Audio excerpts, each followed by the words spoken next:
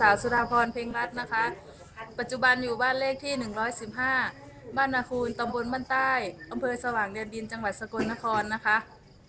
คือดิฉันมีปัญหาเกี่ยวกับโรคผิวหนังนะคะก็อาการจะคล้ายๆสะเก็ดเงินนะคะก็เป็นมานานประมาณ20 ปีค่ะก่อนจะมาเจอผลิตภัณฑ์เสริมอาหารแฮปปี้วันตัวนี้นะคะก็คือไปรักษาตามคลินิกโรคผิวหนังค่ะก็ไปก็มียากินยาทาก็กลับมากินมาทาก็เป็นหายมาตลอดก็ไม่ดีขึ้นนะคะก็เลยได้มาเจอผลิตภัณฑ์เสริมอาหารตัวนี้ก็กินมาได้ประมาณ1 เดือนค่ะก็มันก็ดีขึ้นนะคะตรงแผลตรงนี้ค่ะมันก็แห้งเมื่อก่อนนี้มันจะไม่เป็นแบบนี้นะคะมันจะเป็นแดงๆตรงนี้ก็คือแห้งขึ้นก็ดีขึ้นมากอะค่ะความรู้สึกก็กินแฮปปี้วันรู้สึกเป็นยังไงครับก็ดีขึ้นค่ะ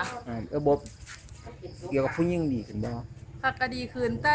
เมื่อก่อนบ่ทันได้กินตัวนี้เนาะค่ะเหงื่อก็สิบ่ออกพอกินอันนี้แล้วเวลาเฮาย่างเฮาเฮ็ดเวียกเฮ็ดอีหยังจังซี่เนาะก็ร้อนก็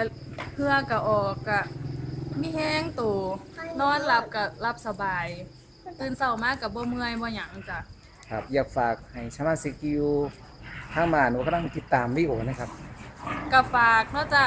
สำหรับคนที่ยังบ่กล้าทดลองผลิตภัณฑ์เสริมอาหารแฮปปี้วันเนาะค่ะก็ให้ใจกล้ากันแน่เพราะว่าถ้าผู้ใดเป็นก็อยากให้เศร้านำกันเพราะว่าโรคภัยเป็นภัยก็อยากเศร้าเนาะถ้าผู้ใดอยากเศร้าก็ให้ลองเบิ่งเนาะค่ะบ่ต้องเสียดายเงินดอกแค่เงิน1,200เฮาหายามใดเฮาก็หาใหม่ได้เนาะค่ะเอาสุขภาพเฮาไว้ซะก่อน